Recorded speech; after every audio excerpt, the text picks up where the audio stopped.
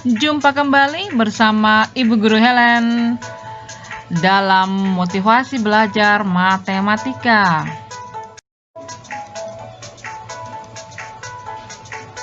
Apakah kalian pernah mengalami setelah belajar berjam-jam, tetapi tidak ada yang masuk ke dalam otak? Tentunya pernah ya. Apa kira-kira penyebabnya? Lalu bagaimana solusinya?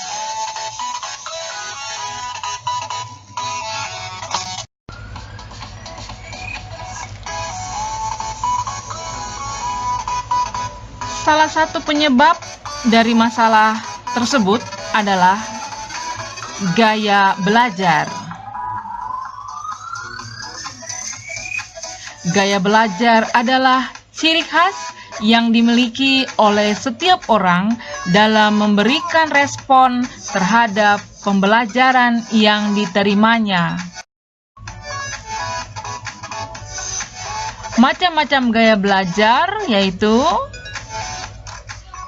1. Gaya belajar visual, 2. Gaya belajar auditori, 3. Gaya belajar kinestetik.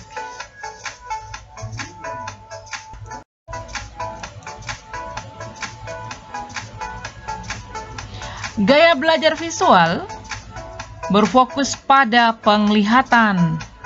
Saat mempelajari hal baru, biasanya tipe ini perlu melihat sesuatu secara visual untuk lebih mudah mengerti dan memahami. Selain itu, tipe visual juga lebih nyaman belajar dengan penggunaan warna-warna, garis maupun bentuk. Karakteristik tipe visual yaitu 1. Lebih mudah mengingat dari yang dilihat daripada yang didengar. 2. Lebih suka membaca daripada dibacakan. 3. Berbicara dengan tempo agak cepat. 4. Cukup peduli dengan penampilan dan pakaian. 5. Lebih menyukai melakukan demonstrasi daripada pidato. 6. Sulit untuk menerima instruksi secara verbal atau kata-kata, kecuali ditulis. 7.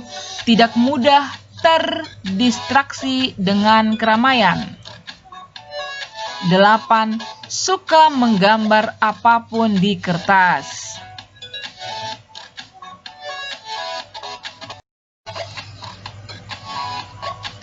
Cara belajar yang tepat untuk tipe belajar visual adalah 1.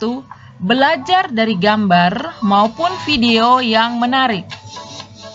2. Membaca buku yang tidak hanya tulisan saja, tetapi juga memiliki ilustrasi.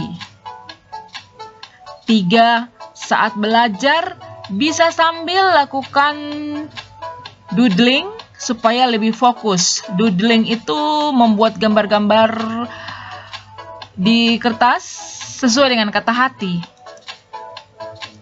4. Gunakan spidol warna-warni saat membuat catatan. 5.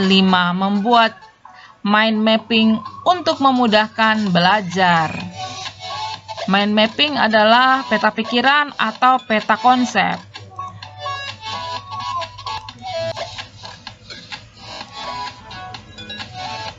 Yang berikutnya, gaya belajar auditori.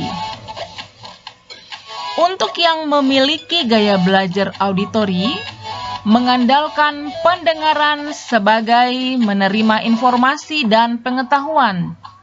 Orang tipe ini tidak masalah dengan tampilan visual saat mengajar.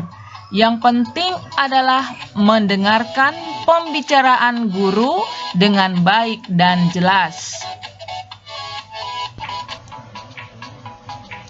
Karakteristik tipe auditori adalah 1. Lebih mudah mengingat sesuatu dari apa yang didengar daripada yang dilihat.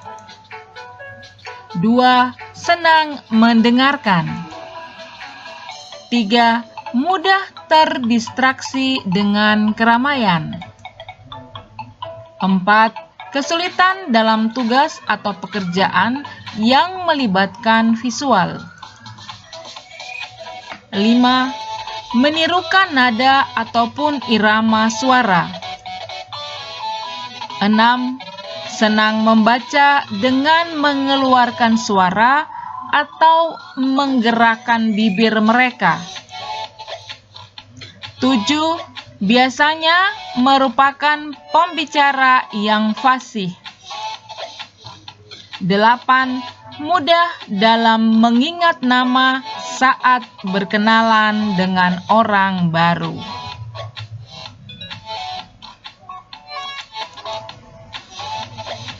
Cara belajar yang tepat untuk orang dengan tipe belajar auditori adalah: 1. Dengarkan musik yang disukai. 2. Bisa merekam saat guru mengajar, lalu di kemudian hari didengarkan kembali. 3. Apabila membaca buku, bisa sambil diucapkan dengan pelan atau bersuara untuk lebih mudah mengingat. 4. Mendengarkan materi yang diajarkan guru saat di kelas dengan seksama. 5. Belajar dengan diskusi bersama teman supaya lebih memahami maupun mengingat materi.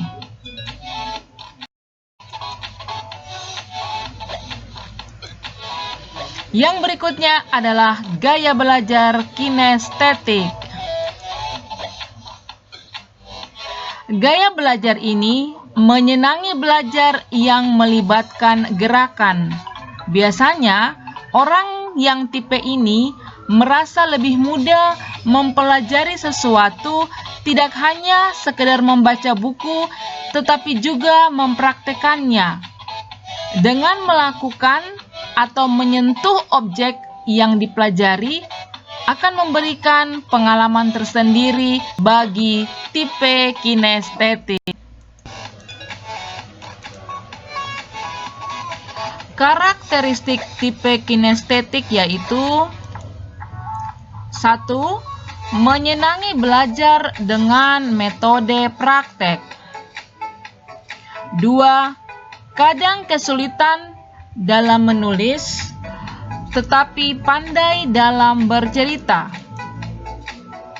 3. Menyukai aktivitas yang melibatkan gerakan tubuh seperti olahraga atau menari. 4. Saat berkomunikasi, banyak menggunakan isyarat tubuh. 5. Menghafal dengan cara berjalan atau melihat. Cara belajar yang tepat untuk tipe kinestetik yaitu: 1. Saat mendapatkan materi belajar, bila memungkinkan, segera coba dipraktekkan. 2. Belajar sambil melakukan aktivitas yang melibatkan gerakan, misalnya sambil berjalan, atau gerakan sederhana seperti menjentikan jari atau menggoyangkan kepala dan lain sebagainya. 3. Melakukan eksperimen dari materi yang diberikan oleh guru. 4. Bisa mengunjungi tempat yang berhubungan dengan materi yang dipelajari, misalnya mengunjungi museum untuk pelajaran sejarah. 5. Mengikuti ekstrakurikuler seperti KIR atau kelompok ilmiah remaja. Nah, kalian kira-kira termasuk tipe belajar yang mana ya? Setelah kalian mendengar tentang tipe-tipe gaya belajar, maka kalian dapat mempraktekkan belajar kalian sesuai dengan gaya belajar kalian masing-masing agar kalian dapat memaksimalkan belajar kalian. Selamat mencoba, semoga berhasil. Ingat, kesuksesan di masa depan dipersiapkan dari sekarang.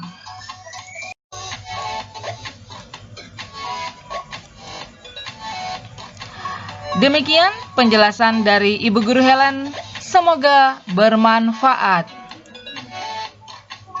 Sampai jumpa, tetap semangat dalam belajar.